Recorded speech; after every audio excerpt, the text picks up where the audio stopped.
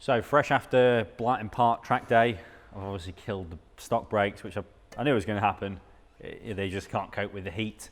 And it didn't really matter to me because I knew I was going to upgrade them eventually anyway. So this is kind of like the first real upgrade other than the front lower arm Powerflex bush, which kind of needed doing. So what I've got is a full set of R56 Oem brakes. So on the R56 Cooper S, they have like a caliper with the bigger piston in it, basically, slightly bigger disc, and yeah, they're just better brakes. But they're also readily available, not massively expensive. You can get loads of different pads that go with them. They're still more than good enough for like the weight of this car, especially at the power it's at. So it's standard power.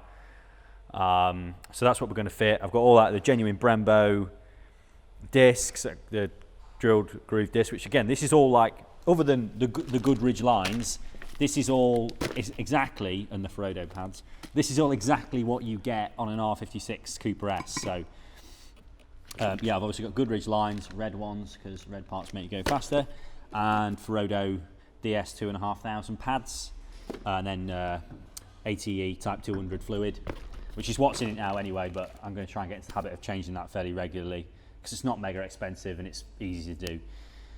So yeah, first thing is just to get them all stripped off. What we'll do is we'll put all the part numbers for all these either in the description or in the blog attached to this video so that you can easily find all this stuff. Again, most of this stuff's come from AutoDoc or from Cam Auto, so everything's readily available. And again, it's not like mega money, so it's kind of a, you know, the easiest upgrade to do to kind of really significantly improve the braking power of the Mini. So yeah, first thing is just get them all stripped off. So one thing I've been after for a while is one of these like vacuum brake bleeders. So I've used an Easy Bleed type kit for years, you know, other than the just, you know, pedal down method. But when you're getting into like changing brake fluid regularly for like track cars and stuff, if you've got a compressor, or you can even get ones that you compress yourself, like they've got a little pump in them, you want to get these this little basically like a brake vacuum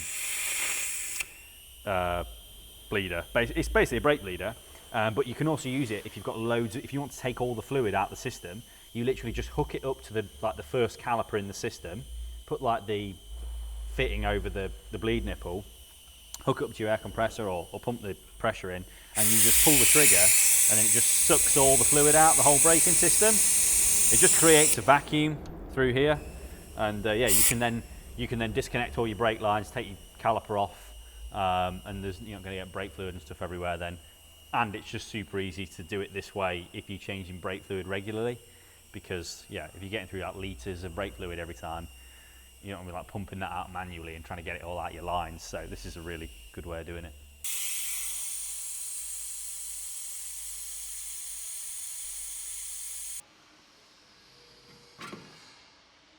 So got the old gear stripped off. That's kind of boring. Pads were obviously down to the metal, which I knew they were. Before I went out for the last session, I knew they were getting really low, but I kept pushing it, as you do. And then on the way home, I could start to hear them grinding because I had about 20 miles to drive home from Blyton. I could start to hear them grinding. So yeah, the car's been sat waiting for brakes ever since.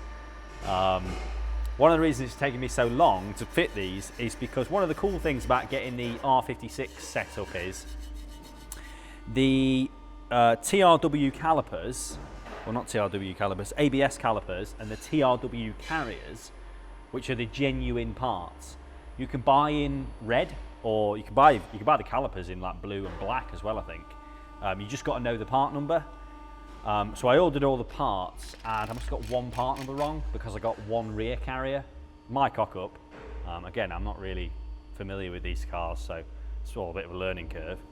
And went to order another carrier, and they now don't have any red ones in stock. So I've got a silver carrier, which is not the end of the world. It's just nice if you can get them powder coated from factory because they've got a really good powder coat on. And this one will obviously go a bit rustier, a bit quicker. The main reason I'm not so bothered is because the colour of the caliper and the colour of the carrier are totally different. They don't really match at all. So they kind of look a bit wank anyway, but they'll get painted at some point. Maybe, I don't know, I'm not really a caliper painting person, but they're just going to get abused on the track, I guess. So yeah, just at the point of put the pads in now, so just going to give all the discs a good clean down, front and back. But yeah, it's been a fairly easy swap, because you never really know. Again, you never know who's been in there before. We only had one bolt which was a bit tight to undo, which was the actual brake disc bolt. Again, I forgot to get new ones, which is a bit annoying, but you know, it is what it is.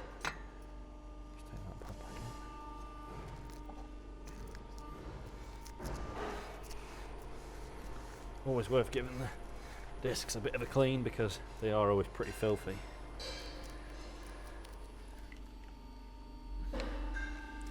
You don't want that getting on your nice new pads. There's loads of tutorials on YouTube for how to fit pads in these, so it is fairly simple. The only thing I wasn't sure about is because this setup is different on the R56 and on the R53, I didn't have anything to copy off when I did it, so it's just figuring out how the clips go. Again, I'm not a mechanic, so I'm not seeing these things like daily, so it's just a case of you know, Googling it sometimes. We've got the pads in now, so just a case of putting the caliper on. Hopefully this is the right side. I've got all my part numbers right. The beauty of getting all kind of OEM parts is that they all just fit really nicely. You never have any like fitment problems that you sometimes get with other aftermarket brands. I mean, I say that, you know, as a manufacturer of aftermarket car parts, but I know how difficult it can be. There's so many like compatibility issues at times between different parts, and you know, you get like tolerance stack up. You get like, you know, if one person's part is 0.5 millimeter out attached to another person's part that's 0.5 millimeter out, which is why I always like to try and use OEM stuff if you can get it. The other advantage to getting kind of OEM type brakes on these is they fit under the wheels I've already got. So they fit under the Cooper S wheels, which is, you know, saves me having to buy whole new wheels. Yeah, I mean, I might buy new wheels at some point anyway, but I don't want to be forced into doing it just because, you know, just because I'm changing the brakes. The idea is that this car is a bit of a, not a budget track car, but I'm certainly not, you know, spending thousands of pounds on it. You know, some people kind of spend loads of money on a track car, never sees the track. I'd much rather not spend loads of money and just concentrate on driving it. You know, spend more money on the actual track days than on the car if you can, really.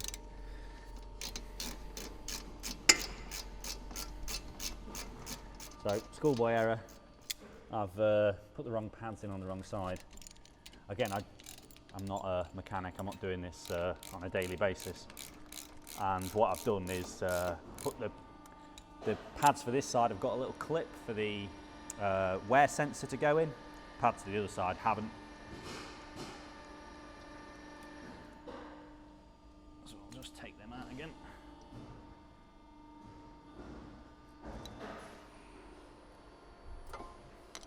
See what I mean now. This side's got just a normal slot in it, and then this side's got a slot with a clip, and it's to take the wear sensor, which is here. That essentially slides into there like that, and then when that bit gets worn off, your light pops on your dashboard. Yeah, when the brake pad wears down, it touches on that piece, wears it off, it breaks a little contact inside, and then you get a light on your dashboard telling you your brake pads have worn out. So, luckily it's fairly easy to swap. So I kind of knew I was going to have a bit of a nightmare with these brake lines, because somebody's changed them to copper ones at some point. And they look, I mean, they don't look that old, but I mean, copper ones can be like 6 months old and look like 10 years old. And the fitting was seized onto the end. And because the R56 lines are threaded, not banjo, I kind of needed to get that fitting loose, else I was going to have to kind of tighten all the fittings up, then put the caliper on. But I did just about manage to do it. Heat it up, you know, cleaned it, WD-40, heat it, clean it, and just keep working on it until eventually it just cracked, and then I could just keep loosening it until it tightens. But that's probably something I'll look to change when I kind of overhaul the back end in the winter. I think it's not the best. All done on this side as well now. Again, I had the same problem with the copper line and the steel end. They all go like that really. Again, the copper lines just don't last. Whether I'll try and put any more steel ones in, I don't know. I'll do something at some point, because they actually, obviously they don't go far because the ABS pump's like right there. But yeah, you can see the colour difference in my calipers now, calipers and carriers, which is a bit annoying. Not the end of the world. But yeah, we're all done on the front, so get cracking on the back now. Hopefully that all comes apart easy. Right, got the new rear discs and pads on. Again, these are just like OEM stuff, so no upgrades on these. These are just standard type rear discs and pads. The back of the car does so little work, and especially as I start to take weight out, it'll do even less. So really, I don't see the need to upgrade the rear brakes. I definitely wouldn't do that when it's still on ABS as well. Like maybe if I went to a bias valve in the future, I'd maybe feel a benefit of having kind of stickier rear pads, but I'm definitely not going to need that right now. So yeah, just the standard ones back in. These clips that hold the back pad onto the piston are really annoying. The front ones, the one on the other side went on okay, but this side I had to like kind of manipulate it and bend it a little bit to get it to go on. I mean, it'll be fine, but yeah, I've never really seen a clip-on pad like that before on the back, and it's kind of annoying. So all I've got to do now is change the rear lines, and then we can fill it with fluid and get it all bled up with my new bleeder.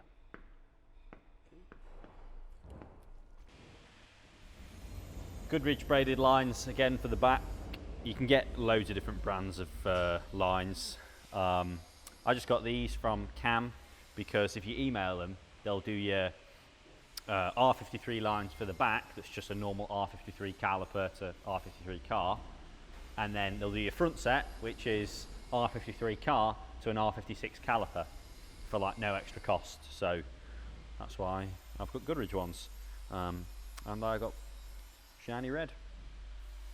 Again, we'll put all the part numbers for these that I ordered in the description, so if you want red ones too, you can have them. All the hardware's changed now, so just a case of getting the system filled up with some brake fluid and bled through. Like I said before, I'm going to use ATE Type 200.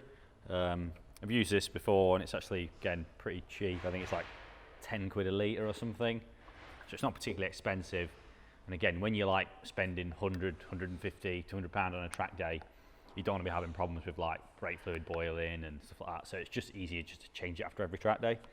So yeah, first thing is fill the master cylinder up and then start pulling it through from the near side rear.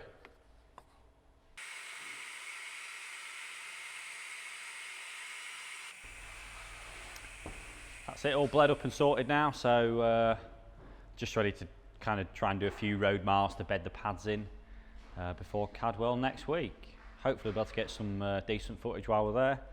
And yeah, hopefully the car remains reliable on the day. If it does, then we'll be looking, probably do some more upgrades before the next track day, which is at Cadwell as well. So yeah, got quite a few booked up. Thanks for watching.